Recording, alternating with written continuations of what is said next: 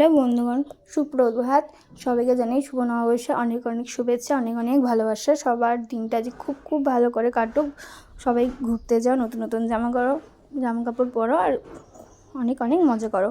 তো সকালে আমি ফ্রেশ হয়ে নিয়েছি, তারপরে আমার যা প্রত্যেকদিনকার টিফিন থাকে ওটাই আমি খাচ্ছি, ওটস, টক দই, তার সাথে আপেল আর বেদানা।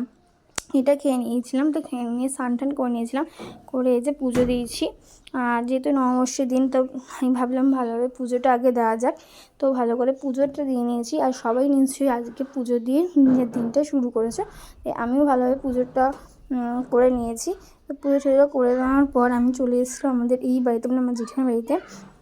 এর আগে একবার তোমাদের বলেছিলাম জেঠিমার বাড়িতে ঢালাই হচ্ছে, তো এখন ঢালাই কমপ্লিট হয়ে এই যে প্লাস্টার শুরু হয়ে গেছে। বাইরে প্লাস্টার করা হচ্ছে, পুরো মোটামুটি বাড়িটা পুরো কভার হয়ে গেছে। এবার ভেতরে প্লাস্টারটা শুরু হবে। তাই তোমাদের সাথে একটু শেয়ার করে নিলাম যে এই যে প্লাস্টারটা হচ্ছে। তো তোমাদের আগে ভিডিও আমি বলেছিলাম যে আমাদের বাড়িতে এসি লাগানো হয়েছে।